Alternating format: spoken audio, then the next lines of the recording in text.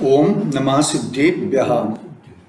नमो अरिहन्ताणं नमो सिद्धाणं नमो आयर्याणं नमो वज्रायाणं नमो लोके सव्वसाहु। मंगलम भगवान वीरो मंगलम गौतमो गणि मंगलम कुंद कुंदार्यो जैन धर्मोस्तु मंगलम सर्वमंगल्य मांगल्यम सर्वकल्याणकारकम प्रधानम सर्वधर्मानं जैनम जयतु शासनम जैनम जयतु शासनम सर्वव्यापी कचिद्रूप स्वरूपाय परमात्मने स्वोपलब्धि प्रसिद्धाय ज्ञानानन्दमाने नमः। शूर असुर इंद्र नरेन्द्र वंदित कर्ममल निर्मल करन वृषतीर्थ के करतार श्री वर्धमान जिन शत शत नमन।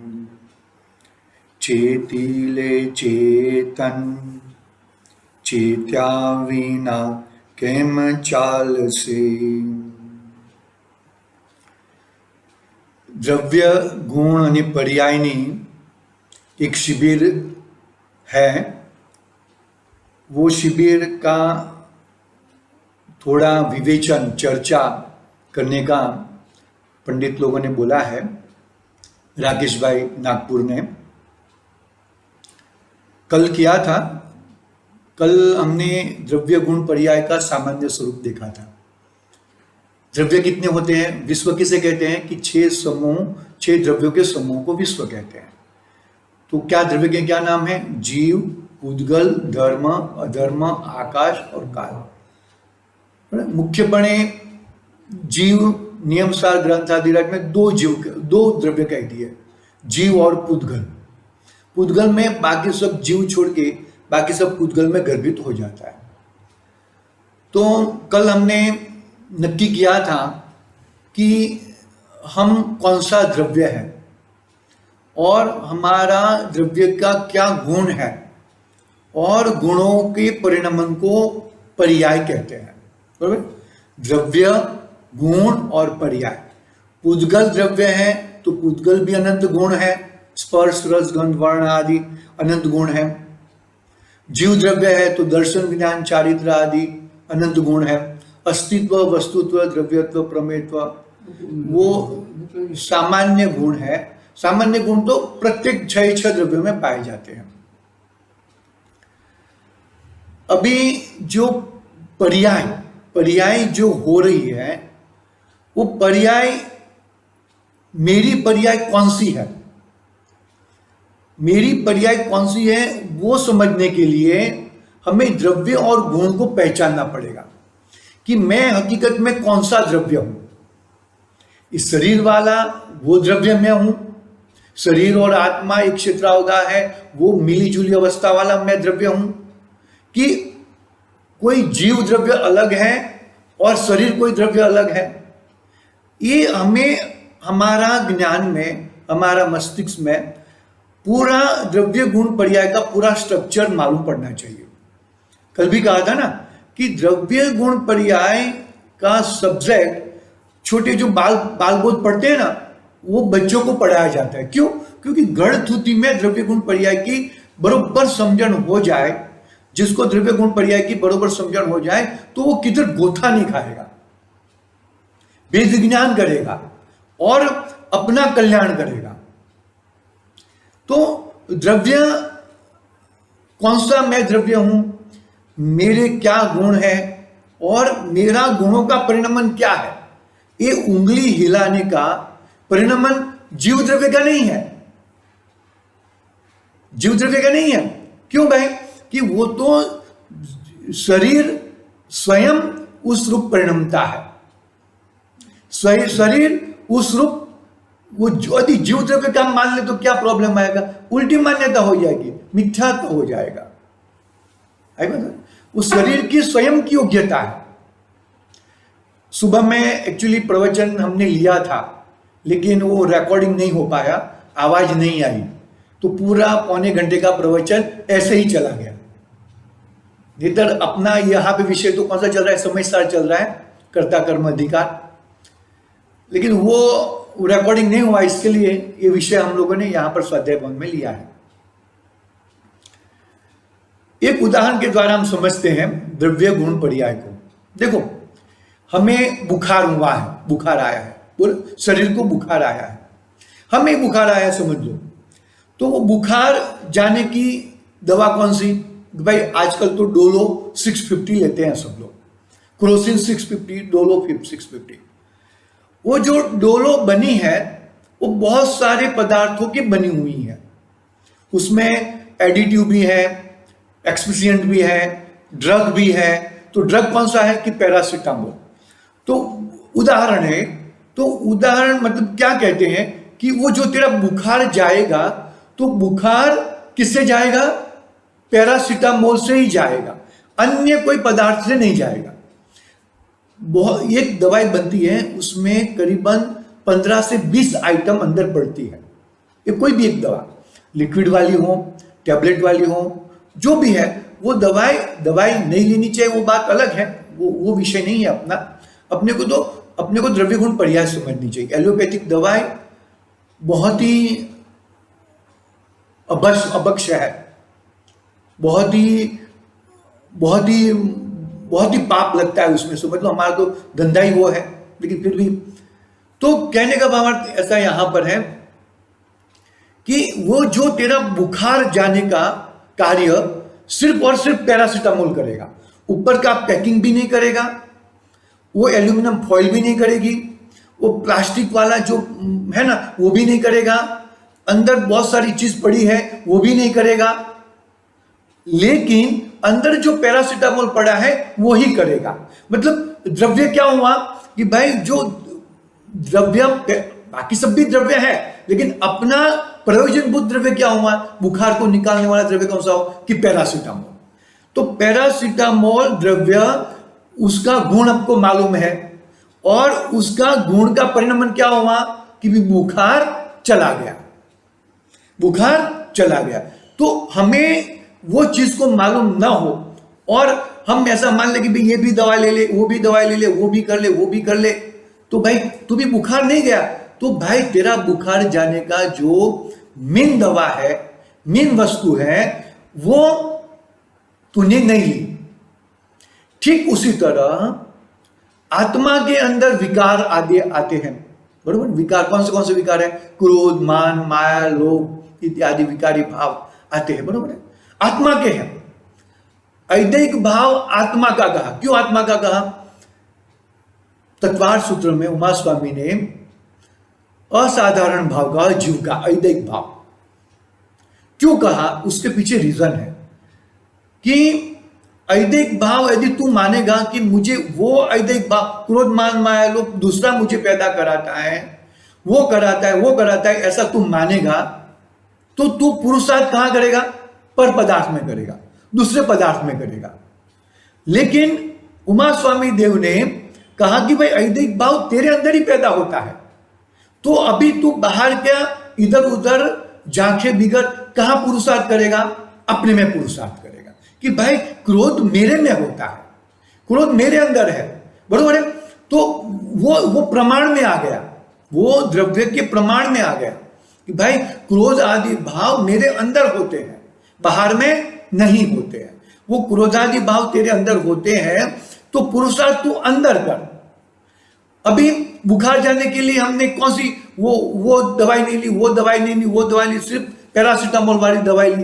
तो ये विकार जाने के लिए विकार में कुछ करना नहीं है, तो कौन सी टैबलेट लेनी है कि भाई मैं ज्ञाता दृष्टा हूं, मैं जीव द्रव्य हूं, मेरा जानना देखने का मेरा कार्य है, वही मेरा कार्य है, अन्यथा और कुछ मेरा कार्य नहीं है। वो चीज पकड़ में आने से क्या होएगा? क्या होएगा कि ऑटोमेटिक विकार चला जाएगा, यानी कि क्रोध मान माया लोभ चला जाएगा। क्रोध मान माया लोभ भगाने के लिए क्रोध मान माया लोभ में कुछ नहीं करना है। तेरा क्या स्वरूप है, तेरा क्या स्वभाव है, तू कौन है, वो पकड़ लेगा तो वो विकार ऑटोमेटिक चला जाएगा। इसका मतलब क्या हुआ कि मेरे अंदर मेरे स्वभावगत ही परिणमन होता है, विभावगत परिणमन होता है, वो मुझे कहां रखड़ाता है, संसार में रखड़ाता है। गुरुदेव श्री ने विकार रूपी परिणमन पुद्गल के खाते में डाल दिया। क्यों डाला कि भाई मुझे वो विकार रूपी परिणमन जो होता है वो पर के आश्रय से होता है, पर के निमित्त से होता है। वो वैसा क्यों कहा कि भाई तुझे तेरा द्रव्य की दृष्टि करनी है। तू कौन सा द्रव्य है, तू जीव द्रव्य है, तो तेरे जीव द्रव्य की दृष्टि करनी है। इसके लिए तुझे क्या कहा कि भाई वो विकार होता है, विकार को मत देख, तू विकार रूपी विकार जो निमित्त से देखता है उसको भी मत देख, तू सिर्फ ज्ञाता दृष्टा है, ऐसा ध्यान रख। हम मंदिर जी में जाते हैं, बरोबर है, मंदिर में जाते हैं तो हर समय हमें अच्छे ही परिणाम आते हैं क्या, बुरे भी परिणाम आ जाते हैं। बुरे परिणाम आते हैं तो हमें क्या करना है, और कोसना है, और वो परिणाम कैसे भागे, क्या करे वो परिणाम चले जाए। अरे भाई वो परिणाम को जाने के लिए तू कौन है, तू कौन सा द्रव्य है, वो तू पकड़ ले। वो पकड़ लेगा तो वो ऑटोमेटिक वो वाले परिणाम चले जाएंगे, वो वाले परिणाम नहीं रहेंगे। क्या हुआ भाई, विकार आ गया है, विकार आ गया है, मंदिर में विकार आ गया है, बहुत गंदे परिणाम आ गए हैं, लेकिन वो परिणाम का तू करता नहीं है, परिणाम का कर्ता पर पुद्गल कर दिया ना, तो तू तो ज्ञाता दृष्टा है। तो ज्ञाता दृष्टापना लाएगा तो तेरा क्या होएगा, वो विकारी परिणाम चले जाएंगे। हम क्या करते, इसको हटाओ, ये निकालो, वो निकालो, फलाना निकालो, वो सब निकालो। सूरदास कवि सूरदास हो गए ना, वो इन्होंने क्या किया मालूम है, अपनी आंखें फोड़ डाली। क्यों फोड़ डाली कि भाई मैं स्त्री को देखता हूं, लेडीज को देखता हूं तो मुझे विकार हो जाता है, तो मैं आंखें ही नहीं रहेगी तो फिर मैं देखूंगा कैसे। अरे भाई तुम आंख से विकार नहीं होता है, आंख में विकार नहीं है, पहले वैसा नक्की कर। और वो विकार को निकालने के लिए विकार में कुछ और पर पदार्थ में कुछ नहीं करना है।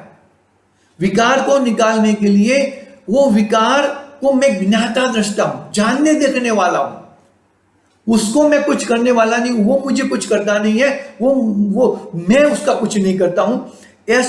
ऐसा मानने से क्या होएगा कि मेरा द्रव्यपना, मैं कौन सा द्रव्य हूं, मेरे गुण कौन से हैं और मेरा परिणमन क्या है, वो प्रकट होएगा। क्या बात हुई थी, सेठ सुदर्शन की बात हम करते हैं बार बार कि सेठ सुदर्शन क्या करते थे मालूम है, पटना में वो अष्टमी चौदस के दिन कहां पे, स्मशान में जाकर नग्न दिगंबर अवस्था में तप करते थे, ध्यान धरते थे। और विकार किसको हुआ, रानी को विकार हुआ, तो रानी ने उस सेठ सुदर्शन को उठा लिया। सेठ सुदर्शन तो आ गए, महल में आ गए।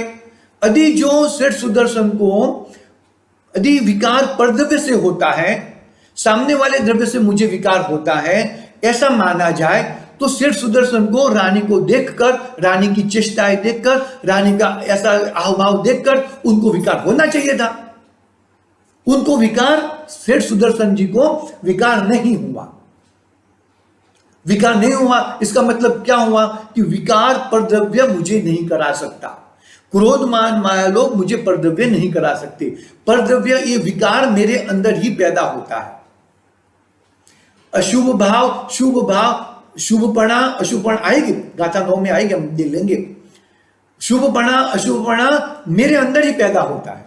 अशुभपणा तो तीव्र बुद्धिपूर्वक छोड़ना ही है, लेकिन शुभपणे को भी छोड़ना है और शुद्धपणा ग्रहण करना है। तो क्या हुआ कि भाई वो जो विकार हुआ था, वो विकार परद्रव्य के कारण नहीं हुआ था, मेरे अंदर हुआ था। तो अभी परद्रव्य को हटाने की कोई जरूरत नहीं है, मेरे आंखों भी फोड़ने की जरूरत नहीं है। क्या करने का जरूरत है? मेरा जो ज्ञान है, मैं ज्ञान स्वभावी आत्मा हूं, वो ज्ञान स्वभावी आत्मा से मैं मेरे आत्मा को ही देखूं ना, विकार को क्यों देखूं मैं? हम गेहूं बेचते हैं, तो गेहूं को देखते हैं कि पत्थर को देखते हैं? गेहूं को देखते हैं और पत्थर को निकाल देते हैं। तो क्या करना क्या चाहिए कि मुझे मेरा आत्मा को देखना है। मैं मेरे आत्मा को देखूंगा तो ऑटोमेटिक विकार निकल जाएंगे। तो मैं आत्मा कौन सा द्रव्य हूं? कि मैं जीव द्रव्य हूं। मेरे जीव द्रव्य में कितने गुण है? कि अनंत गुण है। कितने गुण है? अनंत गुण है। दर्शन, ज्ञान, चारित्र आदि अनंत गुण है। और वो गुणों का परिणमन रूप ही मैं परिणमन करता हूं। आई बात समझ में? ये हाथ हिलाने का परिणाम, बोलने का परिणाम, सुनने का परिणाम वो आत्मा का नहीं है। मैं कौन सा द्रव्य हूं? द्रव्य गुण पर्याय है ना। पुद्गल द्रव्य को हमने हटा दिया, अभी जीव द्रव्य हूं ना मैं। तो जीव द्रव्य का कौन से गुण है और उसकी कौन सी पर्याय है? कोई कहता है ना, अरे मुझे सम्यक दर्शन हुआ होगा कि नहीं हुआ होगा, मुझे कैसे मालूम पड़ेगा? मुझे सम्यक दर्शन हुआ है, वो मुझे कैसे मालूम पड़ेगा? कोई ऐसे प्रश्न करते हैं कोई लोग। अरे भाई, जिसको सम्यक दर्शन हुआ है उसको ऐसे प्रश्न नहीं होते, वो तो आत्मा का आनंद लेता है। ऐसा प्रश्न करता है, ऐसा बोलते रहता है कि मुझे सम्यक दर्शन, ऐसा लेबल लगाता है क्या मस्तिष्क के ऊपर? वही मालूम पड़ेगा ना। अरे अपने आत्मा का वेदन होएगा, अपने आत्मा का वेदन होएगा, अपनी चीज का वेदन होएगा। मुझे परद्रव्य का वेदन नहीं होएगा। मैं पर की करता बुद्धि, पर को करता हूं, पर मेरा करता है, ऐसा वेदन नहीं होएगा। तब सम्यक दर्शन होएगा। मैं रोटी बेन रही हूं तो रोटी मैं बेन नहीं रही हूं, रोटी तो उसका स्वभाव से, गेहूं का स्वभाव से, आटे के स्वभाव से वो रोटी बन रही है, वैसा मान्यता आएगी अंदर। मैं बोल रहा हूं, आप सुन रहे हो, ऐसी मान्यता, मैं बोल रहा हूं ऐसा नहीं आएगा। अरे भाई, ये तो भाषा वर्णना जड़ का परिणामन है, वो तो जड़ रूप परिणमता है, आत्मा रूप परिणमता है। तो आत्मा जड़ का कार्य करे और जड़ आत्मा का कार्य करे, ऐसा कैसे पॉसिबल है? तुम ऐसा वेदन करोगे तब तुम्हें ऐसा वेदन, और ऐसा वो भी विकल्प वाला वेदन है। और ऐसा वेदन टोडरमल साहब ने क्या कहा कि विकल्प से निर्विकल्प की ओर एक समय ऐसा आ जाएगा कि तुम आत्मामय हो जाओगे। चतुर्थ गुणस्थान वाले जीव को हर 6 महीने में, मैक्सिमम समय हर 6 महीने में एक बार सम्यक दर्शन होता है, एक बार सम्यक्त्व का अनुभव होता है। सम्यक दृष्टि जीव को, पंचम गुणस्थानवर्ती जीव को 15 दिन में एक बार सम्यक्त्व का अनुभव होता है, आत्मा का अनुभव होता है। मैक्सिमम, उससे भी ज्यादा, उससे भी कम समय में कर सकता है, लेकिन मैक्सिमम इतना समय। और 6ठे 7वें गुणस्थान में झूलते मुनिराज को हर अंतर मुहूर्त में एक बार आत्मा का अनुभव होता ही है। नहीं तो ना हो तो उनका गुणस्थान निकल जाएगा, उनका गुणस्थान वो 6ठे से 5वें में आ जाएंगे मुनिराज। और चतुर्थ गुणस्थान, पंचम गुणस्थान वाला चतुर्थ गुणस्थान में आ जाएगा। तो मतलब कहने का भावार्थ क्या हुआ कि मेरी पर्याय, मेरे दर्शन गुण की पर्याय, मेरे श्रद्धा गुण की पर्याय, मेरे ज्ञान गुण की पर्याय, मेरे चारित्र गुण की पर्याय मेरा गुण है। तो मेरी पर्याय कैसी होएगी? समझ में आया कि नहीं आया? मैं द्रव्य, जीव द्रव्य हूं, मेरा श्रद्धा गुण, दर्शन गुण, चारित्र गुण, सुख गुण, ज्ञान गुण, उसकी परिणमन, उसका परिणमन कैसे होएगा? श्रद्धा गुण का परिणाम अभी क्या हो रहा है? मिथ्यात्व रूप हो रहा है ना। और जब उल्टी मान्यता हट जाएगी, वो गुण वो सम्यक रूप परिणामन हो जाएगा। ज्ञान गुण का परिणामन क्या हो रहा है कि मैं जान रहा हूं, बरोबर है। तो ये मुझे सामने वाली वो चट्टे रखी है, उसके कारण मुझे ज्ञान होता है, ज्ञेय से मुझे ज्ञान होता है, कि मेरे ज्ञान से मुझे ज्ञान होता है। आप लोग सुन रहे हो तो आपको ज्ञान हो रहा है कि सुन रहे हो? नहीं, मुझे ज्ञान हो रहा है, सुन नहीं रहा हूं। मैं आंखों से देख रहा हूं कि ज्ञान से देख रहा हूं? आप मेरे मामा हैं, आप मेरे पिताजी हैं, आप मेरी माता जी हैं, तो ये मुझे आंखों से ज्ञान हुआ कि मेरे ज्ञान से ज्ञान हुआ? तो वो मेरा मेरा ज्ञान गुण है, मेरा ज्ञान गुण है, वो ज्ञान गुण का परिणमन है ही। और मैं क्या कहता हूं, आप थे इसके लिए मुझे मालूम पड़ा तो मेरे मामा है, आप हैं इसके लिए मुझे मालूम पड़ा कि आप मेरे पिताजी हैं। ऐसा नहीं है, ऐसा नहीं है। ज्ञान गुण तेरा है और ज्ञान गुण से तू कभी भी जान सकता है, हर समय जान सकता है, कभी भी जान सकता है, हर समय जान सकता है। ऐसा मतलब क्या होता है कि मैं मुझे उससे विकार हुआ, एक कादव देखकर मुझे गंदगी, अरे चू चू चू चू चू चू, अरे अरे तू तो ज्ञान स्वभावी है, तू छू छू तू करने वाला तू कहां पर है? वो तो गंदगी का स्वभाव है, वो गंदगी का स्वभाव तेरे अंदर थोड़ी आ जाने वाला है, तू वहां पे थोड़ी चला जा गया है। ऐसा ये पर्याय का ज्ञान कराने के लिए मेरे में कौन सी कैसी पर्याय प्रकट होती है, मेरी पर्याय कौन सी है और मेरी पर्याय कौन सी नहीं है, उसके लिए तू कौन सा द्रव्य है, तेरा कौन सा गुण है और ये गुणों का परिणमन कैसा है, उसको जानना अति आवश्यक है। आई समझ में आई नहीं? दूध में क्या डालते हैं हम लोग? शक्कर डालते हैं ना, चीनी डालते हैं ना दूध में, नमक क्यों नहीं डालते? क्यों नहीं डालते नमक? अरे नमक हमको मीठा करना है, हमको खारा थोड़ी करना है। तो हमें क्या मालूम है कि जो चीनी है, शक्कर है, उसका स्वभाव क्या है? मीठापना। और उसकी पर्याय क्या प्रकट होगी? उसका गुण क्या है? विशेष गुण मीठापना। रस गुण की पर्याय क्या है? शक्कर की मीठापना। और हमें पर्याय क्या प्रकट करनी है? दूध को मीठा करना है, वैसी पर्याय। तो हमने क्या किया? हमने नमक नहीं डाला, लेकिन हमने क्या डाला? चीनी डाली, शक्कर डाला। आया समझ में? नहीं आया? सफेद नमक भी सफेद है और चीनी भी सफेद है। हमने नमक को नहीं डालते हुए किसको डाला? चीनी को डाला, क्योंकि हमें कौन सी पर्याय प्रकट करनी है? आई बात समझ में? कौन सी पर्याय प्रकट करनी है वो शब्दों में है। पर्याय तो अपने द्रव्य के अनुसार ही प्रकट होती है, अपने गुणों के परिणमन को पर्याय कहते हैं। यहां पर ये द्रव्य गुण पर्याय का विषय लेकर मैं कौन सा द्रव्य हूं, मेरा क्या गुण है और मेरा गुणों का परिणमन क्या हो रहा है। खाने का परिणमन मेरा नहीं है भाई, चलने का परिणमन मेरा नहीं है। मैं तो स्थिर, एकदम असंख्यात प्रदेशी होते हुए भी मैं अपने में स्थिर रहने वाला ऐसा चारित्र गुण वाला मैं हूं। ऐसा चारित्र गुण वाला मैं हूं, सब कुछ दिखने वाला, सामान्य अवलोकन, ऐसा दर्शन गुण वाला मैं हूं। तो ऐसा एक गुण, मैं जीव द्रव्य हूं, मेरे ऐसे गुण हैं, तो मेरे गुणों का परिणमन क्या होएगा? अरे मुझे ये देखकर राग द्वेष होता है, मुझे ये देखकर क्रोध आता है। अरे क्रोध नहीं आना चाहिए तुझे तेरा ज्ञान स्वभावी आत्मा दिखना चाहिए। आई बात समझ में? नहीं आई? मुझे मेरा ज्ञान स्वभावी आत्मा क्योंकि ज्ञान वो मेरा गुण है और जानना वो मेरी पर्याय है। मुझे उसको देखकर द्वेष होता है, उसको देखकर राग आता है, उसको देखकर मुझे रोना आता है, उसको देखकर मुझे हंसी आती है। अरे वो कषाय है, वो तू स्वयं करता है, वो कराता नहीं है। बस समझ में?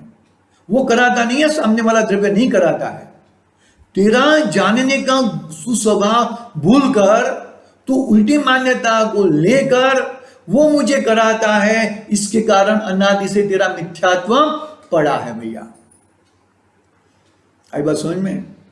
हमें द्रव्य गुण पर्याय को समझकर हमारी पर्याय में सम्यक्त्व प्रकट होएगा, उसका मुझे ख्याल कैसे होएगा, वो जानने के लिए हम एक पुरुषार्थ कर रहे हैं, ये परिश्रम कर रहे हैं।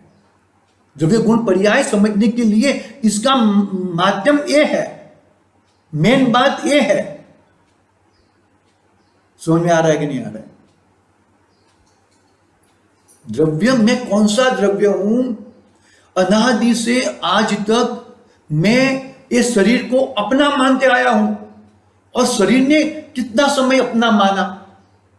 एक समय भी नहीं माना शरीर ने अपना, एक समय भी नहीं माना। एक समय तेरे साथ में आने के लिए तैयार राजी नहीं है शरीर। वो तो मैं तो मेरा ही हूं, मैं तो पुद्गल हूं, पुद्गल रूपी रहूंगा, मेरा परिणाम पुद्गल रूपी होएगा।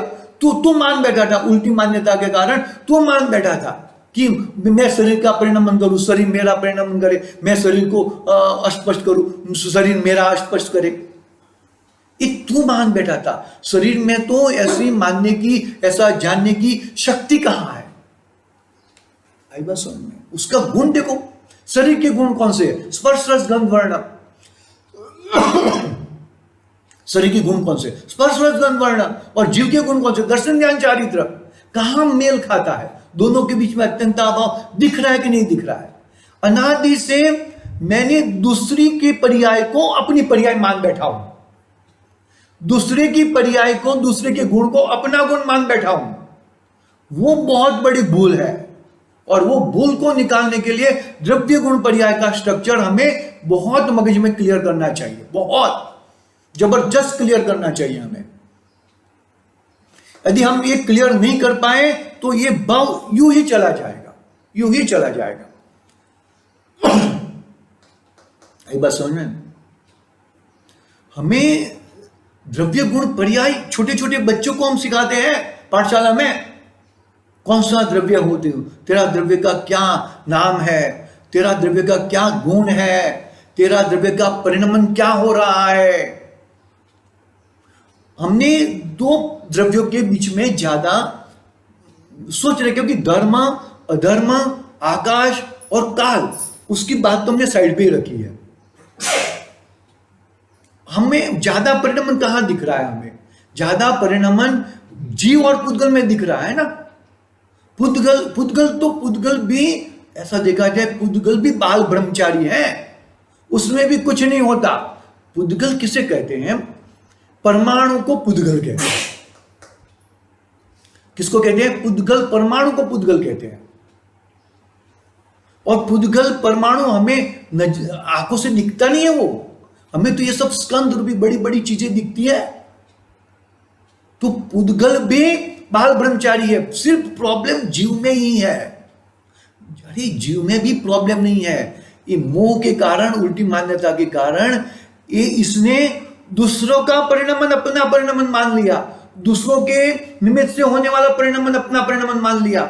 ये एक बहुत बड़ी गड़बड़ कर दी है, बहुत बड़ी गड़बड़ कर दी है। मेरा चार मुख्य गुण पकड़ लेते हैं हम लोग, दर्शन, ज्ञान, चारित्र, श्रद्धा और सुख। तो ये गुण मेरे हैं, और ये गुणों का परिणमन मेरे में होने वाला है। वो गुण रूप मेरा द्रव्य परिणमन होएगा, और पर्याय में हो। ऐसे तो द्रव्य थोड़ी दिखेगा, ऐसे आत्मा द्रव्य थोड़ी दिखता है अपने हमें। आत्मा द्रव्य नहीं दिखता है ऐसा। आत्मा अनुभव में आता है। क्या आता है? अनुभव में आता है। आत्मा मूर्तिक थोड़ी है, क्यों दिखेगा तुमको? जान है ये आत्मा। हाँ, जान है ये आत्मा, ज्ञाता दृष्टा वही आत्मा। तो मैं जानने देखने वाला हूं, वो छोड़ के मैं, अरे क्रोध को भी मैं जानता हूं, विकार को भी मैं जानता हूं। मेरे को जानने के अलावा मेरा और कोई परिणमन हो ही नहीं सकता। क्या? अरे सम्यक दर्शन, यहां पर सम्यक दर्शन है। सम्यक दर्शन वो वही पर्याय का नाम सम्यक दर्शन है। सम्यक दर्शन नीचा भाव ना, सम्यक का भाव, अरे भाव आते हैं, क्यों नहीं आते? रामचंद्र जी को सम्यक दर्शन से युद्ध करने का भाव नहीं आया क्या? क्यों नहीं आया? आया। 5 पांडव युद्ध करने का भाव नहीं आया? अरे आता है, लेकिन वो समय में भी, वो होते हुए भी वो परिणमन मेरा नहीं है। जोर यहां पर है। वो मैं तीर चला रहा हूं, अर्जुन को क्या क्या दिख रहा था? एकमात्र वो जो किकी का पुतला रखा था, वो किकी, वो पक्षी का पुतला, उसकी किकी मात्र दिख रही थी। क्या बाकी सब नहीं था? अरे बाकी सब मेरा विषय नहीं है।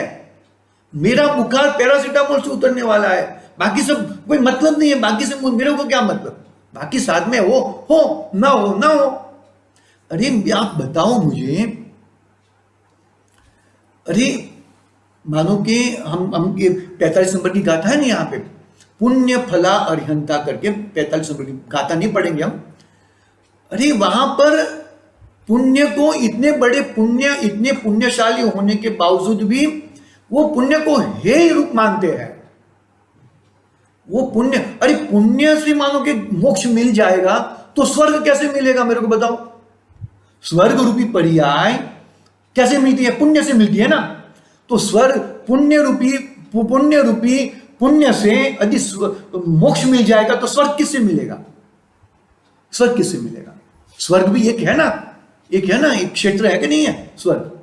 तो तू यदि पुण्य से मोक्ष को प्राप्त करना चाहता है, अरे इतने बड़े पुण्य, इतने ठाठ माठ वाले पुण्य होने के बावजूद भी अरिहंत परमात्मा ये पुण्य को हेय रूप मानते हैं। ये पुण्य फला पर्यंता 45 नंबर की गाथा कहती है। अभी बात समझ में?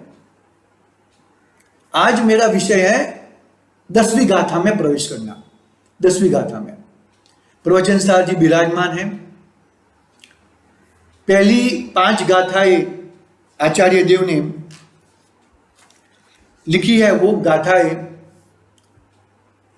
मंगलाचरण रूप में लिखी है। हमने मंगलाचरण की गाथा पढ़ी थी। फिर सीधी मंगलाचरण के बाद आचार्य देव ने वितराग चारित्र और सराग चारित्र की बात की। देखो क्या कहें, मैं पढ़ता हूं यहां से। इसलिए इस गाथा में कहा जा रहा है कि वितराग चारित्र इष्ट फल वाला होने से उपादेय है और सराग चारित्र अनिष्ट फल वाला होने से हेय है। चारित्र की बात है। क्या बात आई? चारित्र की बात है। चारित्र किसका गुण है? आत्मा का गुण है ना, जीव का गुण है वो।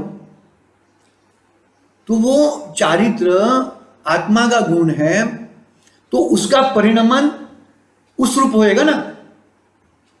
चारित्र का मतलब क्या? चारित्र का मतलब अंदर में स्थिरता। जिसका दर्शन मोहनीय हट गया है, क्या बोला? मिथ्यात्व के 2 भेद गए ना, दर्शन मोहनीय, मोहनीय कर्म के 2 भेद, मोहनीय कर्म और चारित्र मोहनीय, दर्शन मोहनीय और चारित्र मोहनीय। तो जिसका दर्शन मोहनीय हट गया है उन्हें चारित्र मोहनीय प्रकट होता है। चारित्र मोहनीय बाकी रहता है, प्रकट होता है यानी कि चारित्र मोहनीय। तो चारित्र यानी कि क्या? व्रत तप। अरे व्रत तप है नहीं, ऐसा नहीं है, लेकिन आत्मा की स्थिरता, उसका नाम चारित्र कहा। तो क्या कहा छठी गाथा में? क्या कहा यहां पर? देखो पढ़ता हूं मैं, बहुत सारा चीज अपने पास है। छठी गाथा में यह कहा कि वितराग चारित्र इष्ट फल वाला होने से उपादेय है और सराग चारित्र अनिष्ट फल वाला होने से हेय है। वितराग चारित्र यानी कि मेरा स्वभावगत। वितराग चारित्र कब प्रकट होता है मालूम है? वितराग चारित्र 12वें गुणस्थान के अंत समय में चारित्र गुण पूर्ण हो जाता है। चारित्र गुण की पूर्णता 12वें गुणस्थान के अंत समय में पूर्ण हो जाता है। तो वो चारित्र गुण किसका है? कि मेरे आत्मा का है। और मेरे आत्मा का होने से मेरा आत्मा पूर्ण चारित्रमय 12वें गुणस्थान में हो जाता है और 13वें गुणस्थान में ज्ञान गुण पूर्ण हो जाता है। तो यानी कि सर्वज्ञता प्रकट हो जाती है। तो केवल ज्ञान मुझे प्रकट होएगा। केवल ज्ञान क्या है? पर्याय है। क्या है? पर्याय है। तो केवल ज्ञान पर्याय है, वो किसके आधार से प्रकट हुई? मेरे ज्ञान गुण के आधार से प्रकट हुई। आई बात समझ में? ज्ञेयों से नहीं, पर पदार्थों से नहीं, तीर्थंकर भगवानों से नहीं, मेरे ज्ञान गुण की पूर्णता यानी कि केवल ज्ञान, वो पर्याय प्रकट हुई। मैं केवल ज्ञान प्रकट करने के लिए किधर किधर जाऊं? अरे किधर भी मत जाओ, अपनी आत्मा में आ जाओ। सब कुछ छोड़ के, शुभ भी छोड़ो, अशुभ तो छोड़ना ही है। शुभ भी छोड़ो, अशुभ भी छोड़ो, और शुद्ध के विकल्प भी छोड़ो। मुझे शुद्ध, अरे शुद्ध के विकल्प भी छोड़ो, सिर्फ अंदर आ जाओ, अंदर जम जाओ। क्योंकि तेरे गुण तेरे अंदर है, बाहर नहीं है। द्रव्य इधर है, पर्याय इधर है, गुण इधर है, ऐसा नहीं है। द्रव्य गुण पर्याय एक अखंड वस्तु है। जहां पे द्रव्य है वहां पे ही उसके अनंत गुण है, और वो गुणों का परिणामन भी वहां पर हो रहा है। ये हाथ हिलाने का, ये बोलने का परिणामन आत्मा का नहीं है। वितराग चारित्र उपाधि बताया छठी गाथा में, और सराग चारित्र हे रूप बताया। मैं गाथा पढ़ लेता हूं, हम लोग देखेंगे कहां तक पहुंचते हैं हम लोग। देखो, निर्वाण पावे सुर सुर नर राज के वैभव सहित, यदि ज्ञान दर्शन पूर्वक चारित्र सम्यक प्राप्त हो। इष्टोपदेश भी चल रहा है अपना। इष्टोपदेश में कहा कि जो आत्म भाव से तुझे मोक्ष मिलता है, क्या बोला? आत्म भाव से मोक्ष मिलता है तो स्वर्ग कौन सा दूर है? क्या बोला? आई बात समझ में? आत्म भाव, आत्म मोक्ष कैसे मिलेगा? आत्म भाव से, आत्म भाव से और आत्मा की पूर्णता से, आत्म भाव की पूर्णता से, यानी कि चारित्र गुण की पूर्णता से, ज्ञान गुण की पूर्णता से, अघात्या कर्म के नाश पूर्वक मोक्ष मिलेगा तेरे को। जो आत्म भाव से तुझे मोक्ष मिलता है तो स्वर्ग कौन सा दूर है? उदाहरण भी दिया है, उदाहरण नहीं बोलूंगा। रागादि भाव ना करो तो स्वर्ग। रागादि भाव, अरे रागादि भाव को क्यों देखते हो? मैं ज्ञानादि भाव को देखो ना। रागादि भाव मेरे नहीं है, आज जाते हैं। मैं बोलता हूं ना, कहां नहीं है वो चारित्र की दोष है अपने। तो अभी तो दर्शन मोनियों में चल रहे हैं हम लोग। तो वो रागादि को मत देखो, विकार को मत देखो, विकार के ज्ञान को भी मत देखो। मैं तो ज्ञान गुण वाला हूं, उसको देखो। अरे सब कुछ है, कौन सी चीज बची नहीं? सब कुछ चीज है। पैरासीटामोल की गोली बताई थी ना, उस उदाहरण दिया था ना, तो वो गोली में सब कुछ है, बहुत सारी चीजें पड़ी है। लेकिन मुझे तो मेरा लक्ष्य क्या है? पैरासीटामोल की ड्रग के ऊपर ड्रग्स है। बस देखो क्या कहते हैं, वितराग चारित्र इष्ट फल देने वाला है। इष्ट यानी कि क्या? इष्टोपदेश। इष्ट फल क्या? मोक्ष। रुपया पैसे की बात नहीं है यहां पर इष्ट की। यहां पर रुपये पैसे की बात नहीं है इष्ट, यहां पर इष्ट यानी कि मोक्ष। मुझे मोक्ष मिलेगा कौन से? वितराग चारित्र से। और सराग चारित्र से क्या मिलेगा? संसार मिलेगा। बरोबर है? ये छठी गाथा पूरी हुई।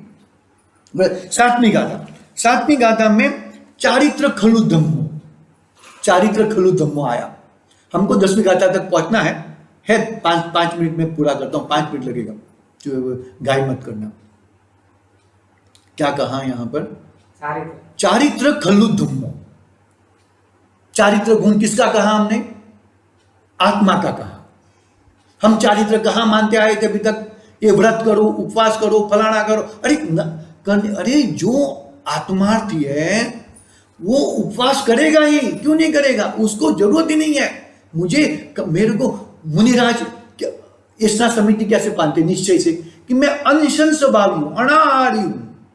अशन करते हैं, भोजन लेते हैं, आहार लेते हैं विधि पूर्वक, बात सही है। लेकिन अंदर में क्या मानते हैं कि मैं अनशन स्वभावी हूं, अनाहारी हूं, हमें भी भोजन लेना चाहिए। कभी हमने सोचा, अभी तो लड्डू खाते हैं हम लोग, तो लड्डू खाते खाते कभी सोचा कि मैं अनशन स्वभावी हूं, अनाहारी हूं? अरे वो विचार में तो लाओ, विकल्प में लाओ, तो ही निर्विकल्प दशा प्रकट होगी ना। हाँ, अरे ऐसे बात सही है, ऐसा नहीं होएगा। पानी में बैठ के सुख नहीं हो पाओगे, पानी से बाहर निकलना पड़ेगा, बात सही है। लेकिन तुम सोचो तो सही कि गीलापन पानी से हो रहा है। हाँ, ऐसा सोचो सही कि मैं अनशन स्वभावी हूं। ऐसा सोचने में क्या दिक्कत है? तुमको लड्डू कोई खींच नहीं लेगा। खाओ मन, अरे वो खाते हुए भी अपने को राग द्वेष नहीं होएगा, उसके अंदर राग द्वेष नहीं होएगा। अरे ये हो गया, वो हो गया, फलाना हो गया, ये मैंने इस बार कम हो गया, ज्यादा हो गया, ये सब भाव नहीं आएंगे भाई। यहाँ पे चारित्र खलु धम्मो में चारित्र किसको कहा?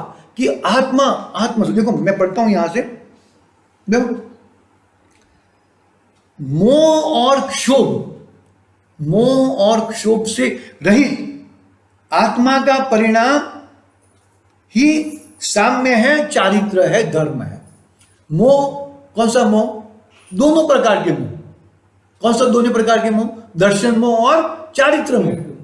दोनों प्रकार के मोह। और क्षोभ, क्षोभ यानी कि इच्छा जो भी है, ये हो जाता नहीं, ये हो गया, मैं ये चाहता था, ये हो गया, ये चाहता था, ये हो गया, क्षोभ। मोह और क्षोभ से रहित चारित्र, ऐसा ऐसा चारित्र, उसे सही चारित्र कहा। मोह और क्षोभ से रहित वो सच्चा चारित्र है।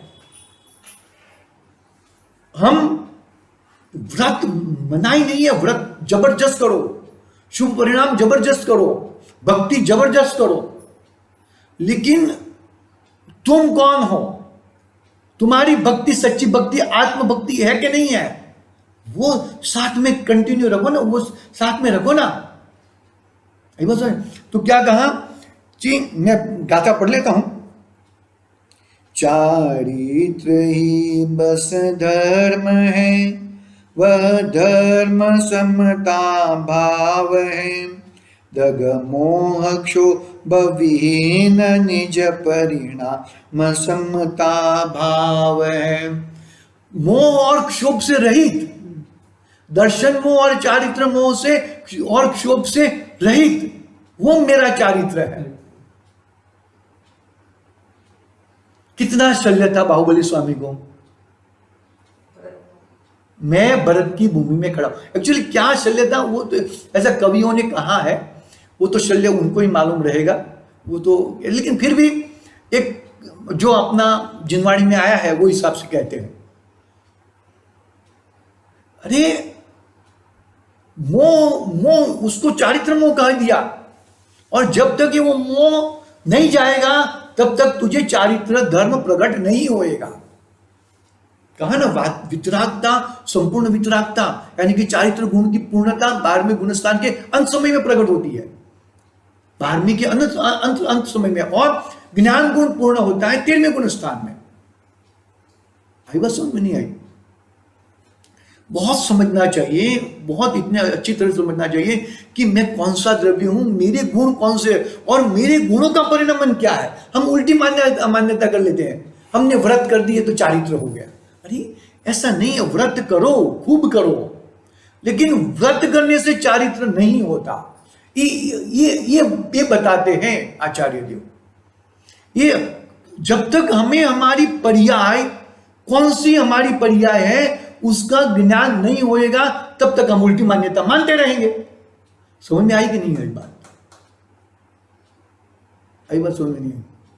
ये कुर्ते को मैं पैर में और पायजामा ऊपर पहनूं तो क्या क्या होगा? दोनों कपड़ा ही है ना, क्या प्रॉब्लम है? अरे नहीं चलेगा भाई। जो जो जो जो जिसको जो कहा जाता है उसको ही वो कहेंगे ना। जो जो वहां पे जो कहना चाहे, जो जो योग्य है वहां पे वो कहेंगे ना। खूब करना चाहिए, अरे इतना करना चाहिए शुभ परिणाम कि अरे अशुभ का तो नामो निशान नहीं होना चाहिए, ऐसे शुभ परिणाम करने चाहिए। लेकिन इतना ध्यान में रख के करना चाहिए कि मैं शुभ परिणाम हे ही रूप है। मैं लड्डू खाओ, बहुत खाओ, जम के खाओ, नहीं खाओ ऐसा नहीं, लेकिन एक ख्याल रखना चाहिए कि मैं अनशन स्वभावी वाला हूं, अनाहारी हूं। देखो फिर मजा देखो। अरे टोडरमल साहब को 6-6 महीने तक नमक नहीं दिया माता जी ने। देखो मजा कहां पर थी उनका, उनका चित्त कहां पर था। आई बस क्यों बाद में कैसे मालूम पड़ गया? समझना चाहिए भाई कि हम हमारा कहां पे, हम हमारा वजन कहां पे लगाते हैं। पर पदार्थ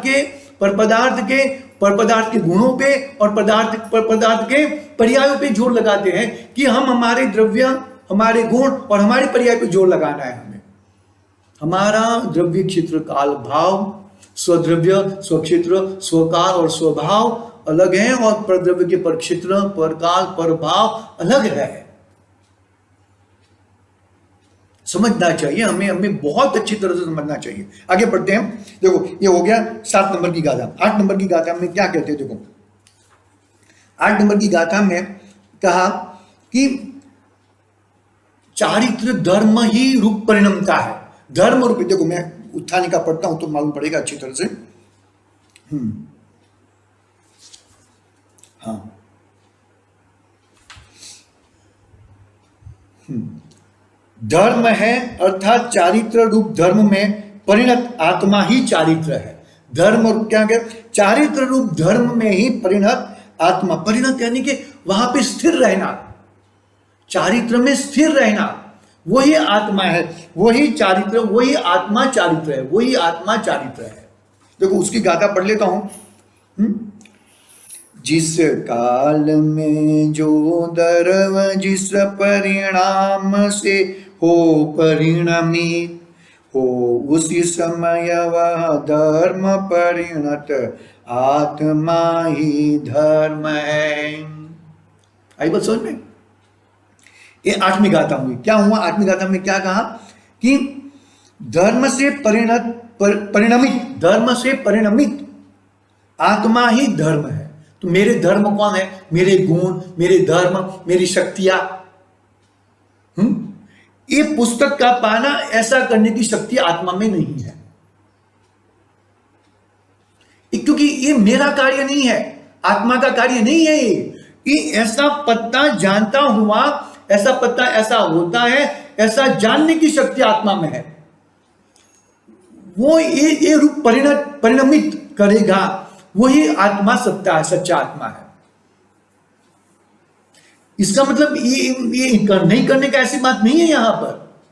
यहां पर तुम अपने को कौन सा द्रव्य वाला हूं वो बरोबर बिठाओ, एकदम अच्छी तरह से बिठाओ। मैं कौन सा द्रव्य वाला हूं, मेरे गुण कौन से है और मेरी पर्याय कौन सी है। अरे बहुत तुम पूरे जगत में रहते हुए भी अलिप्त हो जाओगे।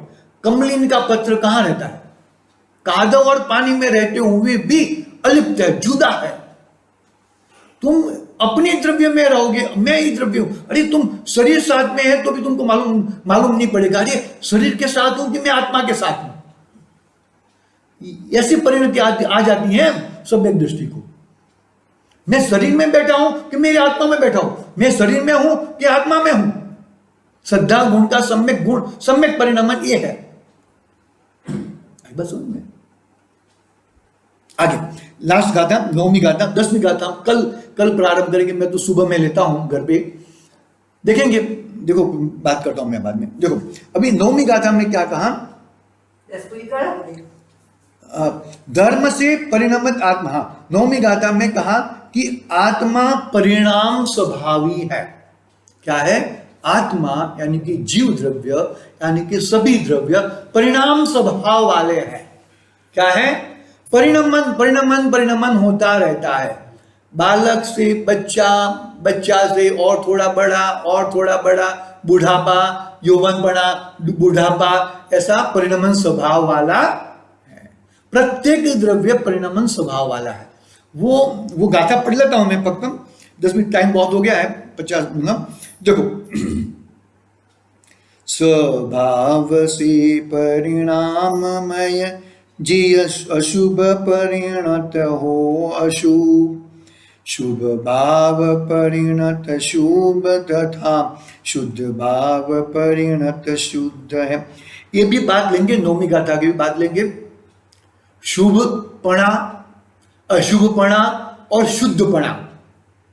शुभपणा की बात आ गई, अशुभपणा तो हम संपूर्ण तत्कालिक बुद्धिपूर्वक छोड़ने के लिए जैसा है अशुभपणा। शुभपणा रहता है लेकिन वो हेय पूर्वक वर्तना चाहिए, और शुद्धपणा वो मेरा स्वभाव है। उसकी थोड़ी बात लेके हम कल 10वीं गाथा में प्रारंभ करेंगे। आज समय बहुत हो गया है, आज की बात यहाँ पे पूरी करते हैं। ओम नमः सिद्धिभ्यः। जावाणी ज्ञान से सूझे लोकालो